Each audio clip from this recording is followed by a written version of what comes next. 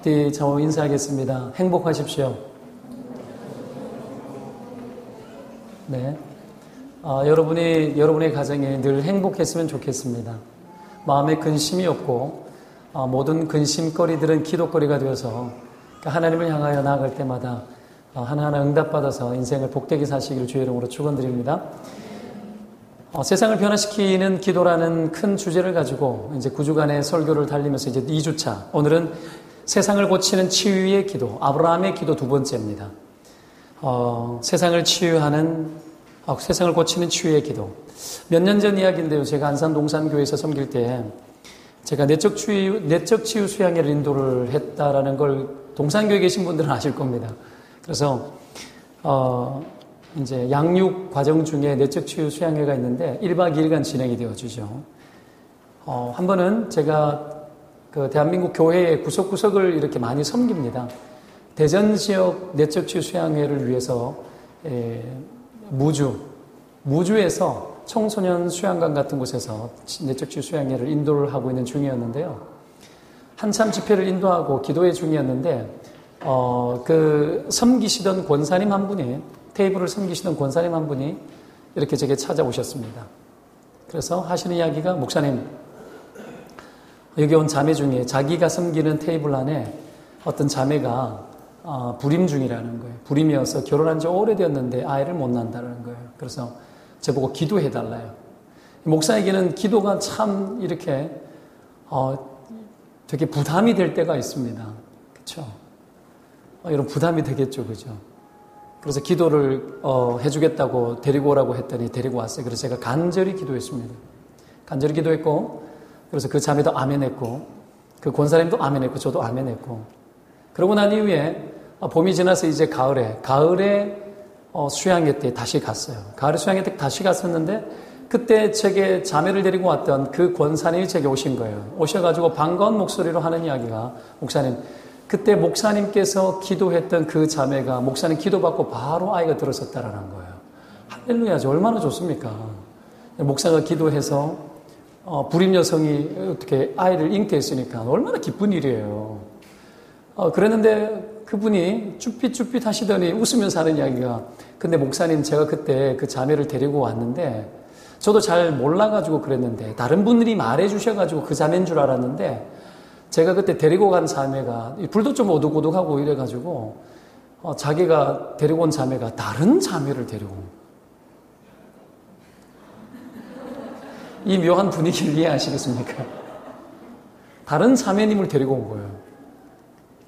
얼떨결에 그 자매는 목사님이 기도해 준다 그러니까 너무 좋아라고 온 거죠. 온 거고 왔는데 목사가 다짜고짜 기도하는데 테이블은 열어질 쫙 하고 막 기도를 하니까 그 자매가 아멘을 안 할 수도 없고 그 자매도 아멘을 하고 그 권사님도 아멘을 하고, 그런데 놀랍게도 이 집에는 이미 아이를 둘을 다 기르고 더 이상 아이를 낳을 생각이 전혀 없는 가정이었어요. 근데 제가 그렇게 테이블을 열어질지다 기도했는데 축복이니까 기도는 받아야 되니까 아멘을 한 거죠. 그러고 났는데 집에 수양회 끝나고 돌아왔는데 하늘의 계시처럼 느껴지더라는 거예요. 둘 놓고 끝낼 생각했는데 토울도 있고 끝낼라 그랬는데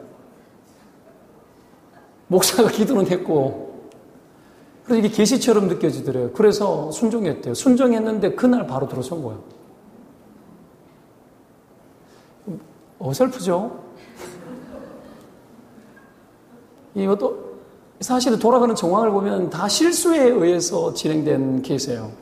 그러나 여러분, 기도는 실수라는 게 없어요. 기도는 하나님께 하는 거고 하나님이 듣는 거고, 우리가 어설픈 실수를 했지만 그 기도를 통해서 하나님은 영광 받으시고 그 뜻을 그 가정에 이루신 거죠. 생명이 하나 더 태어나는데 어떻게 왜 실수가 될 수 있죠? 그런 거예요. 능력 있는 목사 되려 그러다가 영 어설프게 능력 있는 목사가 되어서, 여러분, 왜 이런 일이 일어난 거겠습니까? 기도가 능력이 있기 때문에 일어난 거 맞아요. 기도는 분명히 만사를 변화시킵니다. 그래서 기독교를 기도교라고도 이야기를 합니다. 여러분, 기도 없는 기독교는 여러분 무기력하고 무능력합니다. 기도 없는 크리스천은 무능력하고 무기력해집니다. 우리의 영혼을 살릴 길은, 우리의 영적인 내공과 힘이 살 길은 하나님 앞에 기도해야 돼요. 기도하면 우리 영이 살고 마음의 힘을 얻을 수 있습니다. 그래서 기도하는 은혜가 있기를 축원드립니다. 기도가 능력이 있기 때문에 어떤 변화가 나타났죠. 근데 이것보다 좀 더 중요한 걸 오늘 좀 이야기를 하려고 합니다. 그게 뭐냐면, 여러분, 기도는 하나님이 세상의 모든 것의 원인이 되도록 만듭니다. 하나님이 하나님 되도록 만들고 하나님이 온 세상의 주인 되는 자리로 갈 수 있도록 우리가 인정하는 게 기도입니다. 하나님이 정말 기뻐 받으시는 사람이 누구냐면 하나님을 천지 만물의 주인으로 인정하고 고백하는 사람입니다. 기도가 뭐냐? 기도는 하나님이 우주 만물의 주인이 되도록 인정하고 고백하는 게 기도입니다. 그분이 온 천지 만물과 인간을 향한 뜻이 있기에 그분이 직접 일하시는 분이라고 인정하는 행위가 기도입니다. 기도는 모든 것의 원인이 됩니다. 그래서 이 믿음의 기도를 하나님 앞에 드리는 사람을 하나님 정말 좋아하시죠. 그래서 하나님은 기도하는 자를 지극히 좋아하십니다. 좀 다르게 이야기하면 지극히 편애할 만큼 좋아하십니다. 기도 많이 하시기를 축원드립니다. 왜? 하나님 당신이 영광 받기 때문에 기뻐하시는 거죠. 기도를 통해서 영광 받으셔요. 그리고 여러분, 그 사이에 우리는 정말 실수투성이, 문제투성이, 그리고 여전히 극복하지 못한 죄악에 얼룩져 있는 존재로 인간은 그대로 존재합니다.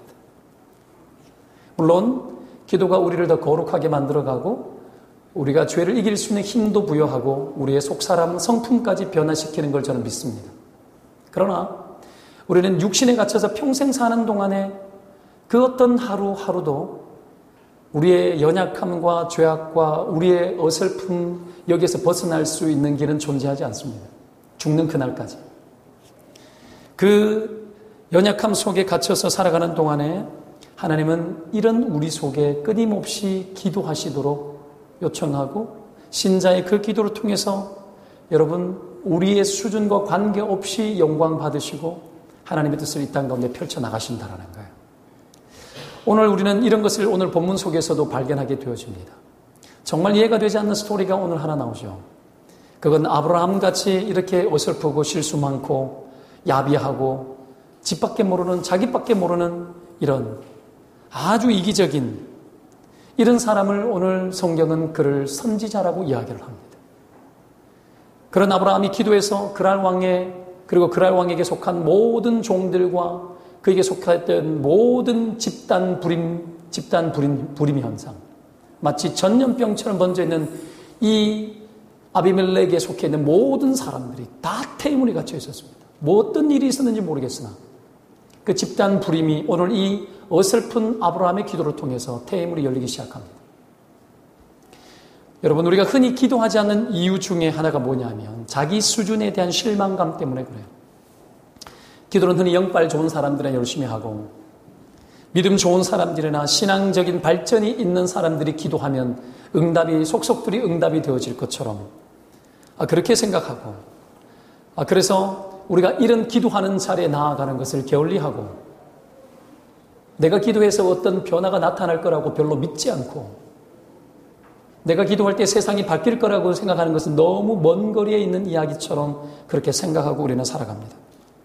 난 정말 문제가 많은데 그럼에도 불구하고 내가 기도하기 시작하면 뭔가 일어나더라는 것을 오늘 성경은 우리에게 보여주면서 우리가 가지고 있는 편견과 기도에 대한 우리의 이 잘못된 착오, 이 생각들을 오늘 성경은 고치기 시작합니다. 여러분, 난 정말 문제가 많은데 기도하는데 역사가 나타난다면 어떡하시겠습니까? 여러분, 이렇게 해서라도 역사가 나타나야 되는데 나는 정말 문제가 많기 때문에 기도를 안 하죠. 난 정말 문제가 많기 때문에 기도에 대해서 대충 하죠. 내가 그러니까. 근데 성경은 난 정말 그런데 하나님 앞에 기도하면 역사가 나타난다라고 이야기를 합니다. 언제부터 우리의 신앙이 그런 식으로 바뀌었죠? 우리는 성경을 믿는 거예요. 하나님의 뜻, 성경에 계시된 하나님의 뜻을 그대로 믿는 게 믿음입니다. 여러분, 근데 웃기게도 내가 어설픈데도 기도하기 시작하면 역사가 나타나는 것이 내게 용기가 되면 좋겠는데 이게 더 실망스러울 수도 있습니다. 왜냐하면 내가 좀 잘 살고 내가 좀 죄짓지 않고 멋들어지게 살아가면서 기도하면 응답받으면 되게 기분 좋은데 그냥 죽도 밥도 되지 않는 것처럼 살아가면서 기도하는데 응답받으면 이게 당최 뭐냐라는 거예요. 이거는 정말 이해가 되지 않는 일이고 내게 어울리지 않는 일이기 때문에 오히려 이런 일들이 일어나면 짜증날 것 같아요. 그 짜증날 것 같은 걸 경험해야 되는데 이 짜증날 것 같은 걸 안 해.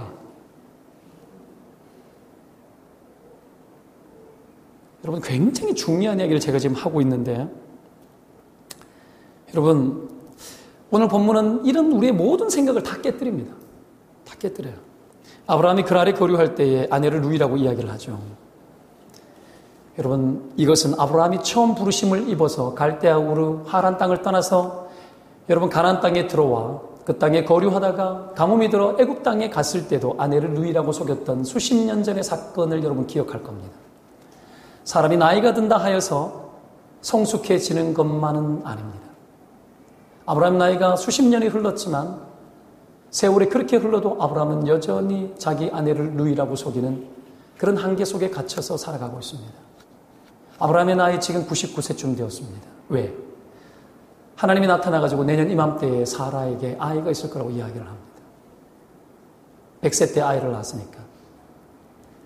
그간 부르심을 입은 수십 년의 세월 동안에 하나님은 아브라함에게 여러 차례 나타나서 내 후손이 천하만국을 복의 근원이 되게 하고 하늘의 별과 바다의 모래알처럼 많아질 거라고 끊임없이 축복했던 것이 아브라함이었습니다. 하나님이 그렇게 역사하셨지만 세월이 그렇게 흘러도 그는 여전히 미성숙 속에 갇혀서 살고 있고 여전히 변화되지 않는 모습을 가지고 있었습니다. 여러분, 그런데 오늘 본문 3절에 보면은 하나님이 이런 아비멜렉이 사라를 취해서 가고 그날 밤 아브라함은 그 어떤 것도 할 수 없는 형편에 처해 있을 그때에 아무것도 하지 않고 있을 그때에 하나님 당신이 알아서 나타나셔서 아비멜렉에게 현몽하여서 그에게 경고를 합니다. 사라를 돌려보내지 않으면 너와 내게 속한 사람 다 죽여버리겠다라는 거예요. 도대체 아브라함이 뭔데? 여러분, 도대체 아브라함이 뭔데? 그리고 아브라함이 아무것도 하지 않고 있는 그 상태 속에서 하나님이 알아서 그에게 나타나셔서 계시하시고 하신 일이 있다면 아브라함이 누군지를 아비멜렉에게 가르쳐요. 여러분, 세상이 그리스도인이 누군지를 봐야 합니다. 세상은 그리스도인이 어떤 존재인지를 봐야 돼요. 하나님이 그리스도인들을 어떻게 보고 계신지를 세상이 봐야 돼요. 하나님은 자기의 이름을 위해서 지금도 아비멜렉에게 나타나서 일하듯이 지금도 이 세상 속에서 일하고 계신다는 걸 여러분 믿으셔야 합니다. 이 속에는 어마어마한 하나님의 이 불합리한 것들이 있어요. 세상은 이해되지 않는 불합리함. 아브라함이 도대체 뭐길래? 게다가 7절에는 그는 선지자라 그가 너를 위하여 기도하리니 내가 살려니와 내가 돌려보내지 아니하면 너와 내게 속한 자가 다 반드시 죽을 줄 알아라. 이 보통도 안 되는 어설픈 아브라함이 기도하면 죽기도 하고 기도하면 살기도 한다는 거예요. 여러분, 우리는 오늘 수준 높은 아브라함이 아니라 아주 우리와 많이 닮은 아브라함을 보게 됩니다. 그리고 어설프지만 그의 기도를 통해서 세상을 치유하시는 하나님을 보게 됩니다. 보통도 안 되는, 보통도 되어보지 않고 때로는 세상 사람들보다도 더 밑바닥 치고 있고 세상 사람보다도 더 기대할 것이 없어 보이는 너무 심각해 보이는 그리스도인들, 우리가 흔히 실망하고 있고 흔히 욕하고 있는 그러한 기독교인들, 그런 그리스도인들을 통해서 오늘 아브라함처럼 여기고 있다라면 여러분들은 어떻게 하시겠습니까?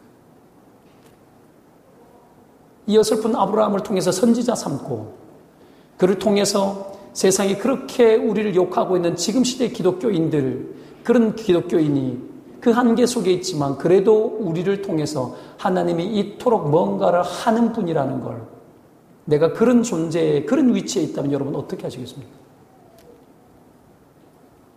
여기에 눈을 떠야 합니다. 여기에 반드시 눈을 떠야 합니다. 오늘 본문을 통해서 우리는 여러분, 이 세상을 치유하는 기도의 능력과 비밀을 아브라함이라는 어설픈 인간을 통해서 배우게 됩니다. 그리고 동일하게 아브라함처럼 여전히 어설픈 우리에게 하나님이 무엇을 요청하고 계신지 우리는 배워야 합니다. 한두 가지 오늘 교훈을 배워서 이 세상을 고쳐나가는 그리스도인의 삶의 자리를 여러분 제대로 찾아나가는 은혜가 있기를 주의 이름으로 축원드립니다. 첫 번째, 신자의 위상이 무엇인지를 회복해야 합니다. 신자의 위상이 뭔지, 세상을 치유하는 능력의 기도를 경험하기 위해서는 신자의 위상을 회복해야 됩니다. 내가 누구인지. 오늘 본문 전체가 보여주는 것은 아브라함이 어떤 위치에 있고 어떤 위상을 가지고 있는지를 오늘 본문은 보여줍니다. 알다시피 죄를 지으면 벌을 받아야 돼요. 그렇죠? 죄의 삭은 사망이라 했습니다. 벌을 받으면 여러분 죄를 지으면 벌을 받지 않기 위해서 회개를 하거나 아니면 누군가가 속죄를 해줘야 돼요. 대신해서 속죄를 해줘야 해결이 되어집니다. 3절에 보면 아비멜렉에게 하나님이 현몽에서 죽이겠다고 하니까 4절에 아비멜렉이 나는 의로운 백성이라는 거. 의로운 백성도 멸하십니까? 이렇게 이야기합니다. 이건 하나님도 아는 바예요. 그래서 6절에 내가 온전한 마음으로, 성경 보십시오. 6절에 온전한 마음으로 이렇게 한 줄을 나도 알았으므로 너를 막아 내게 범죄하지 않게 했다라고 이야기합니다. 왜 하나님께 범죄하는 거죠? 사라와 아브라함에게 범죄하지 않고 관점이 달라요. 하나님은 관점 자체가 다릅니다. 이야기만 해도 할 얘기 많으니까 그냥 지나가고요. 그러면서 아내를 돌려보내고 아브라함이 선지자이기 때문에 그가 기도하면 너와 너에 속한 모든 사람이 살 거고 아니면 다 죽는다. 여러분, 아브라함이 굳이 기도해야 됩니까? 아직 범죄하지 않았잖아요. 그리고 몰랐잖아요. 돌려보내면 되는 거 아니에요. 근데 하나님은 어디까지 요청하냐면은 돌려보내라. 그리고 아브라함이 기도해야 된다. 그렇지 않으면 다 죽는다라는 거예요. 돌려보내면은 다 살아야 되는 거 아니에요. 근데 아브라함이 선지자다. 그가 기도해야 된다. 그가 기도해야 너희들이 다 살 거라는 거예요. 아니면 다 죽여버리겠다는 거예요. 뭐 하나님이 이런 하나님이 다 있어요. 왜 이렇게 하냐라는 거예요, 하나님이. 여러분, 왜 이렇게 하시죠? 하나님은 여러분, 아비멜렉에게 나타나서 세상을 대표하는 사람이에요. 아비멜렉에게 나타나서 하나님은 아브라함이 누구인지를 가르칩니다. 이건 신자의 위상과 위치가 무엇인지를 드러내는 겁니다. 아브라함을 애초부터 복의 근원 삼아서 세상 천하 만민이 너를 통해 복받게 하겠다라는 하나님의 애초부터 아브라함의 복, 그 아브라함의 복을 오늘 세상 왕 앞에서도 전혀 아브라함의 수준과 관계없이 아브라함의 어설픈 그 실수와 아내를 누이라고 속였던 것과 허물투성인 그 현실들에 전혀 개의치 않고 하나님 당신이 아브라함을 통해서 아브라함을 어떻게 세우고 아브라함을 통해서 무엇을 할지에 대해서 하나님은 거기에 관심이 있어요. 거기에. 이것을 위해서 아비멜렉이 허물이 있고 없고는 오늘 본문의 관점 자체가 아니에요. 나 그거 알아. 근데 하나님 관점 다른 거예요. 아브라함이 기도해야 돼. 아브라함이 오늘 본문에도 보면 얼마나 어설픈지가 쭉 나오는데요. 아브라함의 그 실수와 어설픔에 대해서는 성경은 여러분 언급조차 하지 않아요. 전혀 피해가 버립니다.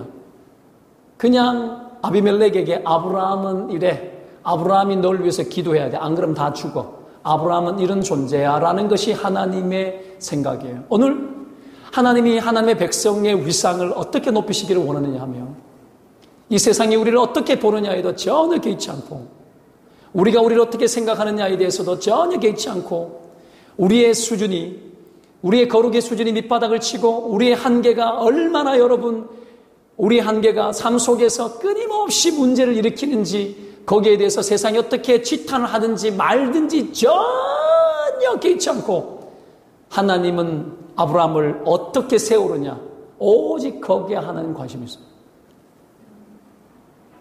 하나님이 오늘날 신자를 향할 때 하나님 백성을 향할 때 그렇게 향하고 있다는 걸 여러분 기억하셔야 됩니다. 이건 우리가 개판치고 마음대로 살아도 된다라는 정당성을 확보하기 위한 여러분 핑계를 대기 위한 이야기가 아니에요. 이거 그 이야기가 아니라고. 수준 낮은 생각으로 봐라. 하나님은 우리 편이다. 예수 믿으니까 우리 편이다. 그딴 이야기 하려고 이야기가 나온 게 아니라고 지금 이거. 수많은 기독교인이 오늘날 그런 식으로 천박한 이야기를 하고 살아가요. 이거는 그것보다도 수천 배, 수만 배 더 큰 하나님의 위대한 생각이 있다는 거예요. 예수 믿으면 잘 되고 안 믿으면 저것들이 뭐 아무것도 모르니까 그렇지 이런 천막스러운 이야기는 아니라는 거예요. 지금 이건. 하나님 그냥 우리 편이야. 이거 아니라고요. 지금. 전혀 그것과 다르게 하나님 그분의 영광으로 자기 백성을 택해서 그를 통해서 뭔가를 하나님이 일하려고 한다는 거예요. 이 신자의 위상을 회복해야 됩니다. 아비멜렉이 이렇게 이야기합니다. 9절에 보면은요. 너희 이 합당하지 않은 행동들 때문에 나와 내 나라가 큰 죄에 빠질 뻔했다라는 거예요. 너 때문에. 그런데 여기에 대해서 아브라함은 뭐라고 반응하는지 아십니까? 아내를 루이라고 속일 수밖에 없는 핑계를 3가지나 논리적으로 대죠. 하나는 속 터지는 이야기를 하는 겁니다. 본문에 뭐라고 나옵니까? 아내가 이뻤어요. 사례가. 그래서 사람을 이곳에는 하나님 안 두려워하니까 사례 때문에 나를 죽일지도 모른다는 생각이 있는 거예요. 그거 하나. 또 하나는 진짜로 이복 누이예요. 그리고 3번째, 이제부터는 아버지 집을 떠났을 때는 우리 둘 사이 그렇게 이야기하자고 약속했다라는 거예요. 약속을 해도 이 자식아. 이건 아니지. 지 마음으로 안 돼. 이런 무책임하고 어설프고 쪼다처럼 그걸 아비멜렉 앞에서 이야기하는 거예요. 이 속에 이 사람이 무슨 영적인 게 있고 이 사람이 무슨 하나님의 사람이에요. 이거 아브라함이 해결 안 하죠 지금. 하나님이 알아서 해결하고 나타나가지고 아비멜렉이 현몽해가지고 아브라함은 선지자의 자식아. 그걸 가르치는 거예요. 나 이거 보면 답답해 미칠 것 같아요. 뭔데 지금 이거. 우리는 전혀 아닌데 하나님 이러고 계신 거예요. 이런 하나님 입장 속에 이런 하나님과 세상 사이에 우리가 끼어서 선지자처럼 선지자 노릇하면서 있다는 거 아십니까?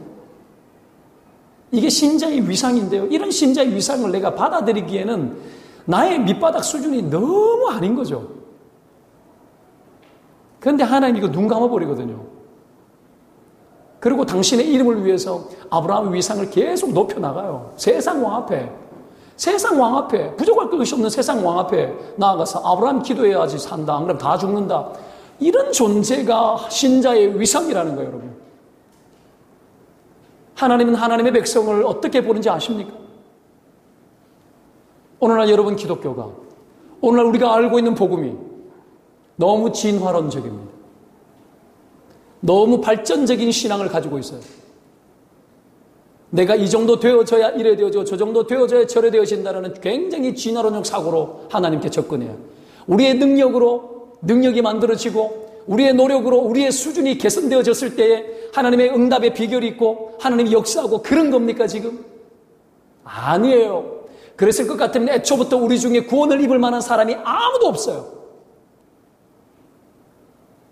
아브라함에게 이거 교육시키는 거예요. 스스로 못 깨달으니까 세상 왕을 통해서 계속 보여주는 거예요. 여러분, 하나님은 아비멜렉도 아브라함의 수준도 별로 중요하지 않아요. 하나님 입장에서는 중요한 것은 하나님이 아브라함을 세상 앞에서 어떤 위치에 놓고 계신지를 끊임없이 보여주는 거, 이거 하는 거, 이게 제일 중요했습니다. 하나님 입장에서. 여러분, 아비멜렉이 그걸 이해했어요. 이걸 세상적으로 우리가 흔히 회심이라고 보는 거예요. 아비멜렉이 이걸 이해했어요. 그래서 아브라함을 후대해요. 아브라함을 후대합니다. 어떻게 해요? 오늘 본문을 보십시오. 14절을 보세요. 아비멜렉이 양과 소와 종들을 이끌어 아브라함에게 줬대요. 그리고 아내 사라도 돌려보냈대요. 그리고 내 땅이 내 앞에 놓였는데 네가 보기에 좋은 대로 네 마음대로 거주해라고 이야기합니다. 그리고 사라에게 이르되 내가 은천개를 내게 내 오라비에게 주어서 그것으로 너와 함께한 여러 사람 앞에서 내 수치를 가리게 했다라. 이 아비멜렉이 아브라함을 후대하고 이 한심스러운 수준의 아브라함에게 어떡합니까? 축복하는 마음으로 온갖 재물과 종까지 은천개까지 주면서 아브라함에게 사라를 돌려보내는 거예요. 이 한심스러운 어설픈 아브라함, 하나님 그를 통해서 복의 통로로 결정했고 그를 통해서 이 일들을 여러분 이뤄나가는 겁니다. 우리가 여기서 깨달아야 될 것이 도대체 왜 이런 일이 일어나는지를 알아야 되는 거죠. 아브라함도 알았을 겁니다. 자신의 위치를 알았을 겁니다. 물론 이것을 안다고 해가지고 실수가 없는 삶을 사는 건 아닙니다. 내 위치가 그런 줄 알아도 우리는 실수를 할 수 있습니다. 그러나 위치를 버릴 수는 없습니다. 오늘날 예수 그리스도 영접하는 자 곧 그 이름을 믿는 자들에게 하나님의 자녀가 되는 권세를 주셨다고 했는데 여러분 예수 그리스도를 내 인생의 구주로 영접하는 자들마다 하나님의 자녀가 되는 권세를 부여하셨습니다. 이 부여된 권세는 소멸하거나 약화되어지거나 사라질 수 없습니다. 우리의 수준은 약화될 수 있으나 권세는 약화되어질 수 없어요. 권세는 존재하는 겁니다. 아브라함을 통해서 여러분 하나님의 백성 삼아 하나님의 거룩한 뜻을 통하게 했던 하나님의 이 작정은 권세 있게 끊임없이 통하는 겁니다. 아브라함의 위상은 여러분 전혀 바뀌지 않아요. 그가 어떤 삶을 살아도 전혀 바뀌지 않도록 하나님 붙들고 계신 거죠. 이런 존재의 위상이 세상 가운데 계속 드러나는 겁니다. 여러분 이게 있어야 합니다. 이 위상이 있어야 세상을 마주대할 수 있어요. 우리는 신자의 이 위상을 가지고 있어야 여러분 세상을 향하여 축복할 수 있고 세상을 향하여 기도할 수 있습니다. 우리가 요나 이야기를 할 겁니다. 요나가 니느웨에 가서 복음을 전파해야 되는데 하나님이 가라 그랬는데 가기 싫은 거죠. 왜? 니느웨는 아수르의 수도였는데 굉장히 아꼈습니다. 하나님이 봤을 때 너무 아껴서 멸망시켜야 되는데 오히려 어떻게 합니까? 요나를 보내서 회개시키는 거예요. 가라는 거예요. 근데 요나가 싫은 거죠. 너무 싫은 거예요. 그 성이 회심하는 것도 싫고 그 성에 복음을 전하는 것도 싫은 거예요. 망했으면 좋겠어. 도망가다가 큰 물고기 배에 결국은 갇혀서 물고기 배 속에서 사흘간 회개하고 물고기가 토해쳐냈는 게 니느웨 앞바다야. 그죠? 하나님이 그 자리를 끊임없이 세워요. 개판치고 지 마음대로 가는데 계속 안에 물고기 배 속에서 회개시키고 토해낸 게 니느웨 앞바다고 어쩔 수 없이 니느웨가 회개했기 때문에 가는 거예요. 갔는데도 여러분 회개했다고 그가 뒤집어집니까? 가가지고 어떻게 합니까? 회개하라고 이야기를 해요. 야, 이 망할 것들아 하고 하나님 망하게 한다고 회개를 선포하니까 놀랍게도 하루 만에 온 니느웨 성이 다 회개하는 거예요. 짐승들까지 베옷을 입히고 금식하고 망하기를 바라고 성 바깥에서 지켜보고 있었죠, 요나가. 근데 그 성은 망하지 않고 회개하고 있는 거야. 미치는 거죠. 여러분 이 요나처럼 농땡이 치고 끝까지 여러분 뒤로 내빼는 거죠. 끝까지 불순종하고 자기 멋대로 하고 살아가는데도 요나를 선지자래요.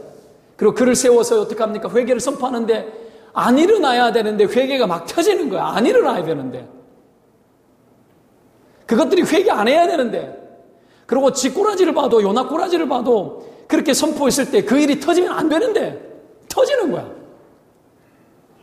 이게 신자의 위상입니다. 하나님은 우리를 그래 본다라는 거예요. 오늘 이걸 잃어버린 기독교. 이거는 자신의 삶을 방만해라고 이야기하는 게 아닙니다. 내가 이런 위상에 있기 때문에 내가 이런 사람이기 때문에 내가 더 자신의 삶에 대해서 여러분 능해져야 되는 거죠. 내가 이런 위상이기 때문에 내가 더 거룩해져야 되는 거고 내가 이런 사람이기 때문에 더 책임이 있어야 되는 거예요. 오늘 기독교, 오늘 그리스도인 이 위상을 잊어버리고 뒤로 숨어버립니다. 내 수준이 그 정도 되지 않기 때문에 그 어떤 사회적 책임도 세상을 향한 책임도 감당하지 아니하고 신자의 위상이 얼마나 거대한 능력이 있는지 기도의 능력도 경험하지 못하고 세상 가운데 들어가지도 못하고 다가서지도 않는 거죠. 눈을 떠야 합니다. 우리에게 부여되어져 있는 신자의 위상은 소멸되거나 약화되어지지 않는다는 걸 믿으셔야 합니다. 믿기를 축원드립니다. 아브라함이 이거 알아요. 애초부터 부르실 때부터 하나님 복의 근원 삼으셨고 그가 가나안 땅에 들어와서 거류하다가 가뭄이 들었을 때 애굽을 가서 그 땅에 갔을 때 아내를 누이라 속이고 했을 그때에도 하나님은 애굽의 바로에게 나타나서 재앙을 주셨습니다. 그리고 많은 재물을 끌고 나오죠. 신자의 위상이라는 거예요. 그러고 나니 318명을 거느리고 부족국가와 싸우죠. 318명을 거느리고 5개 부족국가, 아무리 여러분 부족국가지만 어떻게 싸워서 이기죠? 신자의 위상.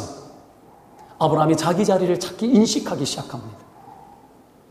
그래서 여러분 롯과 그 모든 소돔성에 사는 다 구해내고, 지난주 기도했지만 소돔과 고모라가 멸망할 그 순간에도 여러분 아브라함이 자기의 위상과 위치를 알게 기도하는 자리로 들어간 겁니다. 여러분, 여러분의 위상을 안다면 여러분 기도해야 합니다. 왜요? 여러분을 통해서 누군가를 살리기 때문에 그래요. 여러분을 통해서 누군가를 살립니다. 신자의 위상을 알아야 합니다. 여러분, 신자의 위상은 신자의 수준에 종속되지 않습니다. 어설픈 그대로 신자의 위상은 존재합니다. 이 위상이 회복되어져야 우리는 여러분 세상을 치유하는 기도의 자리로 나아갈 수 있어요. 나의 자아가 얼마나 거대한 하나님의 권세 아래 있는지를 깨달아야 됩니다. 여러분은 여러분 기도하고 계시는 분이십니까? 나의 위상을 알고 여러분 기도하는 자리에 나아가 있습니까? 다가서야 됩니다. 이건 실제입니다. 실제로 하나님이 여러분들을 그렇게 보고 있다는 걸 믿으셔야 합니다. 아멘? 너무 멉니까? 너무 먼 거리입니까? 이 이야기가 너무 먼 거리입니까? 발전적으로 개선되어져서 이렇게 도달하도록 계속 그렇게 생각하십니까? 아니요. 이미 부여된 거예요. 이미 부여된 거예요. 이걸 믿는다면 써야 합니다.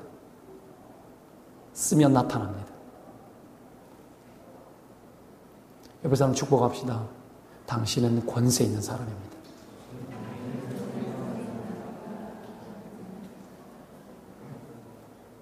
세상이 얼마나 조롱해요. 기독교인 알기를 무슨 개 쳐다보듯이 쳐다봐요. 기독교인마저 위축되어져서 내가 어떤 존재인지에 대해서 잊고 살아가고 외면하고 살아가고, 그냥 일주일에 한 번씩 예배 드리고 신앙생활 이래 하고 그냥 거기에서 이래 만족하고 내 새끼 잘 되고, 그게 다라고 생각하십니까? 하나님은 애초부터 부를 때 우리를 그렇게 부르지 않았어요. 나를 통해서 천하 만국을 보시는 분이라고. 나를 통해서 천하 만국을 보는 분이라고. 때문에 내 새끼를 위해서 기도할 때 내 새끼를 통해서 천하 만국을 여시는 하나님을 봐야 된다. 그 아이가 거인처럼 자라고 그 아이가 시대를 책임지는, 세상을 책임지는 위대한 인물로 여러분 그렇게 쓰는 거예요. 신자의 위상 때문에 그런 거예요.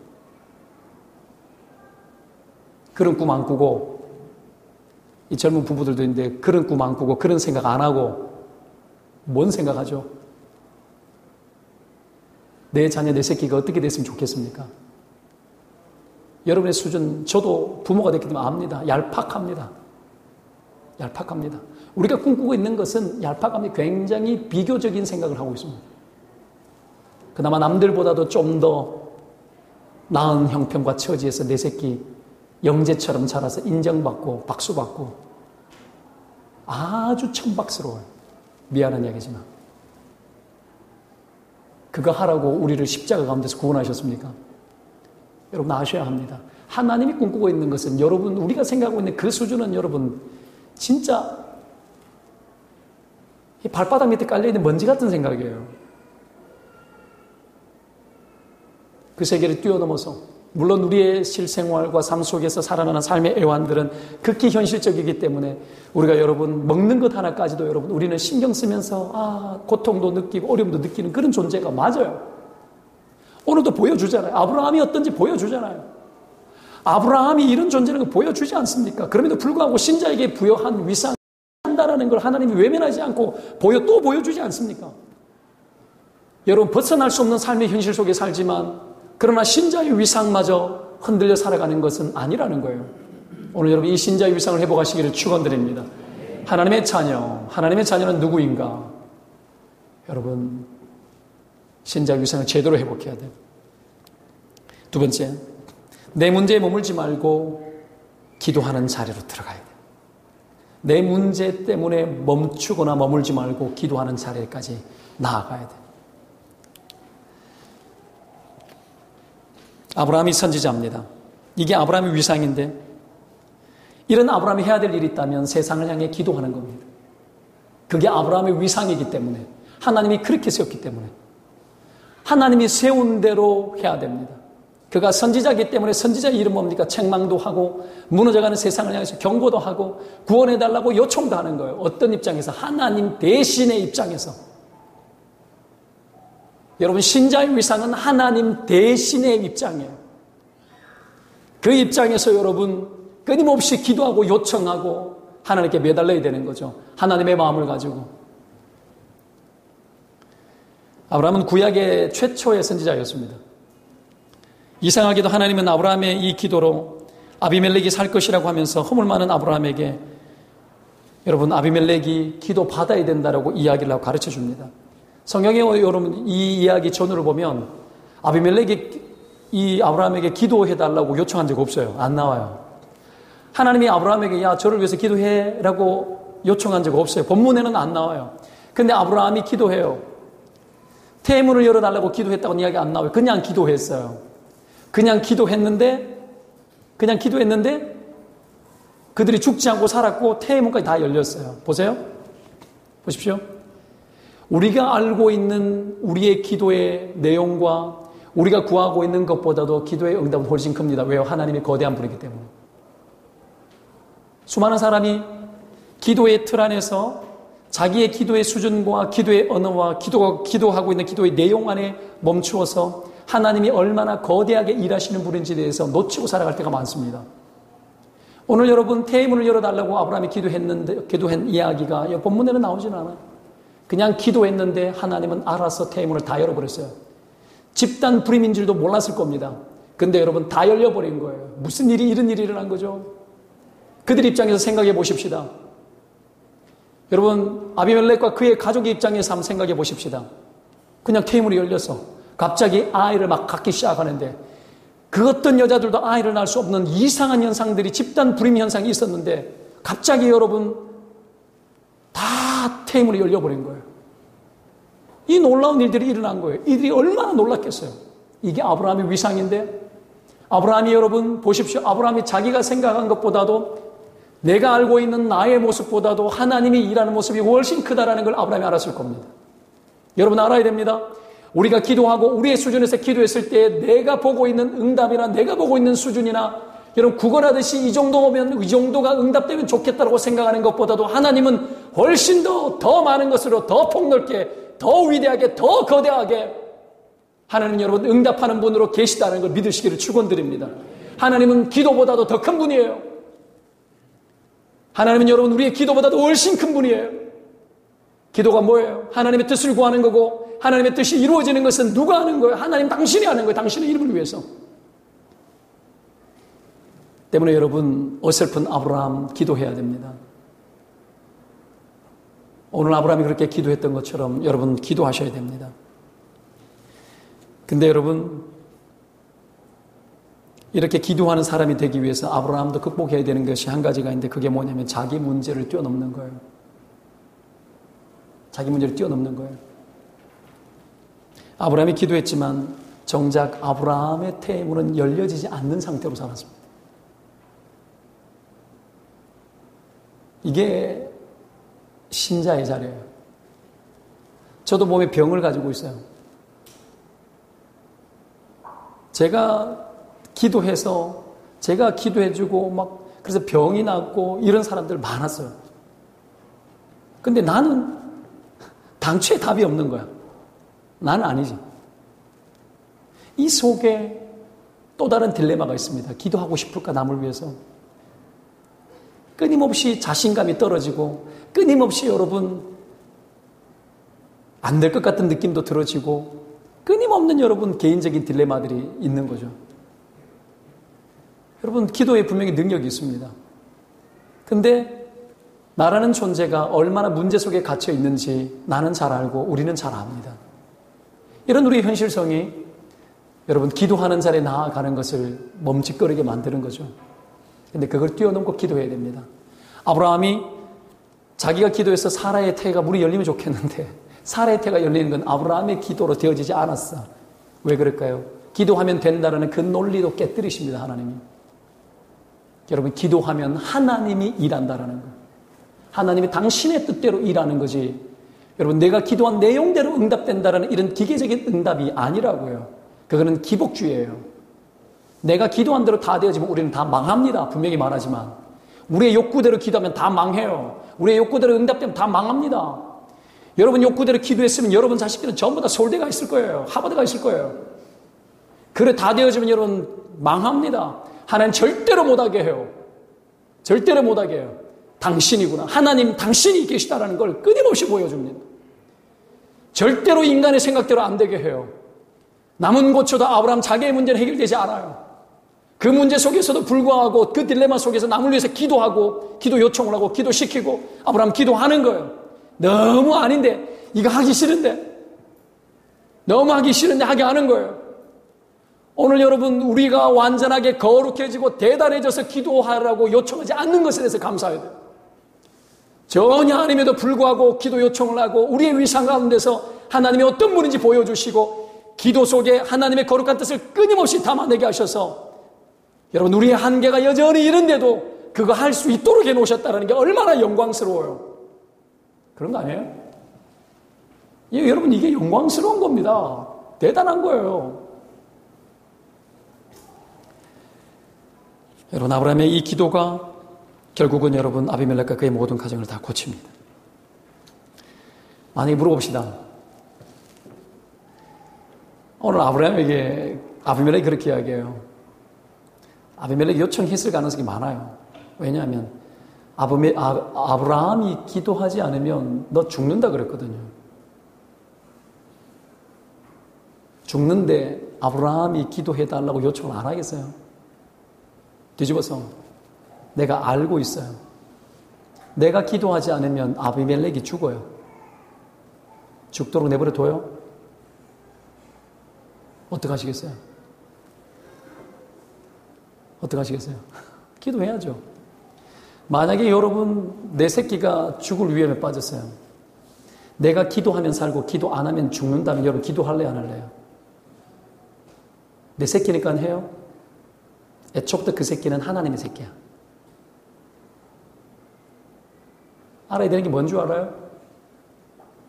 하나님의 뜻이 펼쳐지는 그 모든 과정 속에서 내 새끼니까 내 혈육이라고 기도하고 나와 관계없으니까 기도가 안 돼. 이 자체가 기복적이라고. 하나님은 우리가 기도한다라는 건 세상의 모든 것을 하나님께 종속시키는 행위예요. 그분이 왕되게 하시고 그분이 주인 되게 하시고 그분이 우주 만물의 통치자가 되게 하시도록 만드는 거라고요. 우리가 기도한다는 건 내 새끼 때문에 기도한다라는 차원을 뛰어넘은 거야. 그건 하나님 안에 있다라는 거지.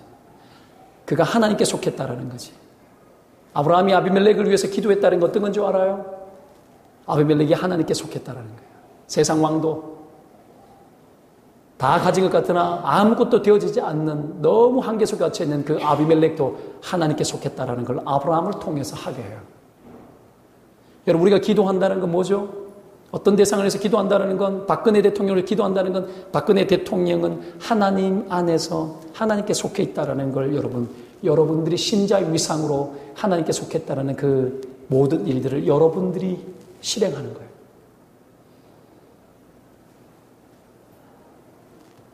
이 복잡한 이야기를 이해되어지십니까? 세상의 만물의 하나님으로 계시다라는 거. 그 하나님께 모든 것이 속해 있다는 거. 그래서 시편에는 나라는 여호와의 것이라 그랬습니다. 모든 것은 여호와의 것입니다. 우리의 기도가 그들을 하나님께 속하게 만들고 여러분 내 새끼를 위한 기도가 하나님께 속하게 만드는 거예요. 애초부터 내 새끼는 하나님 새끼.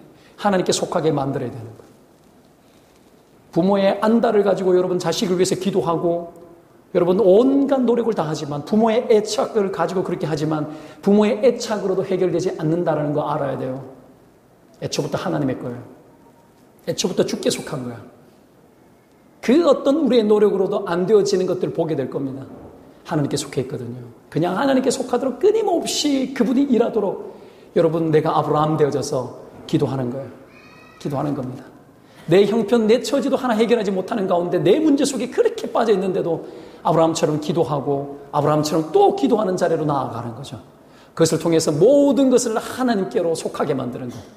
그리고 그분이 주인 되도록 하고 그분이 움직이게 하고 그분이 세상 만국의 주인 되시고 세상의 모든 일에 하나님으로 여전히 계시도록 여러분 그게 신자의 여러분 위상이고 신자가 해야 될 일입니다. 그 일 속에 우리의 문제가 그 어떤 장애를 일으키겠습니까? 여러분이 가지고 있는 형편과 처지가 그러하니까 내 기도를 멈추지 않고 이런 여러분 생각은 그 어떤 의미가 있겠냐고요. 그건 굉장히 자기에게 빠져있는 아브라함과 같아요. 오늘 본문에 아브라함에 대한 이야기 10절부터 쭉 나오는 게 사람들이 나를 죽일까 생각 자기에게 집중되어져서 자기 불안 속에 있더라는 거예요. 끊임없이 그 속에 살아가는 아브라함의 한계. 그러나 하나님은 그를 여전히 하나님의 백성 삼아 세상 모든 것을 그에게 속하도록 아브라함을 끊임없이 여러분 쓰시는 거죠. 여러분 한 가지 이야기를 하고 이야기를 마무리하려고 합니다. 여러분 욥기를 알 겁니다. 욥이 고난을 당했습니다. 하루아침에 사단의 시험에 해가지고 모든 재산 거부였습니다. 모든 재산이 불에 타 없어지고 도둑을 맞고 자녀들이 일가족이 몰살을 당합니다. 아내는 하나님을 욕하고 죽으라고 가버립니다. 혼자 남았는데 몸에 병까지 들어서 악창이 들어서 기와장으로 긁어도 여러분 시원하지가 않는 그 고통 속에 더 심각한 고통은 그의 친구들이 찾아와가지고는 네가 죄 지었기 때문에 그런 거 아니냐고 끊임없이 변론을 합니다. 그게 여러분 욥기 40장까지 어마어마한 변론을 하죠. 그 속에서 욥은 온갖 항변을 합니다. 욥은 분명히 의로운 사람이었습니다. 하나님 앞에서는 아니지만 의로운 사람이었습니다. 그가 마지막에 그 모든 고난이 끝나기 전이었죠. 어떤 일이 일어나냐 하면 하나님이 욥에게 나타납니다. 그리고 하나님이 어떤 분인지 가르쳐 줍니다. 그리고 어떤 요청을 하냐면 욥의 친구들에게 나타나셔 하신 이야기가 뭔 줄 아십니까? 이렇게 이야기합니다. 욥에게 가서 너희를 위해서 번제를 드려라. 욥에게 가서 번제를 드려라. 내 종 욥이 너희를 위하여 기도할 것인즉 내가 그를 기쁘게 받으리니 너희가 우매한 만큼 너희에게 갚지 아니하리라. 그들의 그 우매함은 여러분 벌을 받아 마땅할 만큼이었어요. 근데 욥이 오히려 너희를 위해서 기도할 거다. 가서 번제 짐승을 가지고 와서 제사를 드리고 욥이 너희를 위해서 기도해야 된다. 그래서 그대로 했더니 여호와께서 욥을 기쁘게 받으셨다라고 나옵니다. 그리고 여러분 욥이 알아야 될 게 뭔 줄 아십니까? 그러면 욥이 자신의 문제를 극복한 이후에 이 기도를 한 겁니까? 아니면 아무것도 극복되지 않는 상태에서 이 기도를 한 겁니까? 욥은 아무것도 1%도 그의 삶에 변화가 없었고 1%도 그의 문제는 해결되지 않았습니다. 그런데 그가 그들을 위해서 기도했고 하나님은 그를 기쁘게 받았다는 것. 이게 신자의 위상입니다. 여러분의 삶의 문제가 아무리 심각할지라도 하나님은 그 속에서 기도하기를 원합니다. 누구를 위해서? 하나님이 주인인 줄 모르고 어설프게 진짜 제대로 어설프게 살아가고 있는 그 백성들을 하나님 앞에 속하도록 만드는 게 여러분 내가 망한 상태에 있을지라도 하나님은 신자의 그 위상과 그 기도, 건세 있는 그 기도를 하나님은 하라고 이야기합니다. 하나님 잔인하죠? 하나님 우리가 생각하는 하나님과 좀 다르죠? 엄청 잔인합니다. 여러분 우리가 믿고 있는 하나님 여러분의 통밥 속에 이해되지는 그런 식의 하나님이 아니라고요. 그 상태에서 여러분 잔인하게 그 기도를 시키고 욥이 그 기도를 다 했어요. 미안한 얘기지만 욥에게 그 어떤 변화가 없을지라도 그 기도는 하는 겁니다. 이게 신자예요. 내가 살만하면 기도하고 살만하지 않으면 대충 살고 여러분 그런 우리의 틀을 벗어나야 되겠죠. 여러분 욥기 42장 12절 10절에 바로 이어서 욥이 그렇게 했을 때 뭐라고 나온 줄 아십니까? 욥이 그의 친구들을 위해서 기도할 때 여호와께서 욥의 곤경을 돌이키시고 여호와께서 욥에게 이전 모든 소유보다 갑절이나 주셨다 나옵니다. 또 이야기합니다. 그러면 그렇게 기도하면 갑절이나 주시겠네? 이런 얄팍한 아니에요. 신자의 위상은 그런 생각이 있지 않아요. 내가 잘 먹고 배부른 데 있지 않아요. 그건 하나님의 결정 안에 있는 거고, 신자가 해야 될 것은 모든 사람이 하나님께 속하도록 여러분 기도하는 거. 세상이 주께 속하도록 잡아당겨서 하나님이 주인 되도록 끊임없이 기도하는 거. 그게 신자의 몫이라고요. 그 외에 어떤 것을 주고 안 주고는 전혀 신자의 삶과 관련 없어요. 그건 하나님의 몫이에요. 오늘 여러분 전혀 관계없는 그 하나님의 몫을 다 누리기 위해서 이 땅에서 잘 먹고 이 땅에서 잘 살기 위한 하나님으로 우리가 그렇게 부르심을 입었느냐? 아니라는 거예요. 신자의 위상은 여러분 내가 곧 죽을 상황이어도 세상을 살리는 자의 자리에 있는 거고, 내가 여러분 가난에 처하고 내가 병들고 나의 문제가 하나도 해결되지 않을지라도 세상에 심각한 문제에 빠져있는 자들을 하나님 앞에 끌어잡아당겨 그들이 주님께 속하고 하나님이 영광받도록 하고 그분이 직접 일하도록 만들어내는 자리에 있다라는 거예요. 이걸 잊어먹고 이걸 생각하지 않고 이런 신자의 삶과 이런 신자의 부르심을 잊어먹고 이 땅에서의 삶에 모든 것이 다 있는 건 줄로 여기고 이 땅에 빠져서 세상에 속한 자들처럼 여러분 그렇게 살아가다가 하나님의 자녀의 진짜 모습을 다 잃어버린 무능력하고 무기력하고 세상의 힘 앞에 전혀 힘쓸 수 없는 그리스도인, 아무것도 없을지라도 세상 앞에서 힘있게 살아가고 그것도 여러분 해결되지 않는 심각한 문제가 있을지라도 하나님의 백성이라는 그 이름과 권세만으로 세상 왕 앞에서조차 기죽지 않고 살 수 있도록 불러낸 것이 누군데, 우리를 그렇게 부르셨는데 여러분 눈을 뜨십시오. 정말 눈을 떠야 합니다. 여러분 오늘 그 욥이 그 모습을 보여준 거예요. 아무런 문제가 해결되지 않았지만 여러분 더 하나님 앞에 속해 있지 않는 자들을 위해서 기도하는 거예요. 말씀을 정리하면서 마지막 절에 17절 18절에 같이 한번 읽어봅시다. 시작. 아브라함이 하나님께 기도하며 하나님이 이 아비멜렉과 그의 아내와 여종을 치료하사 출산하게 하셨으니 여호와께서 이왕에 아브라함의 아내 사라의 일로 아비멜렉의 집에 모든 태를 닫으셨습니다.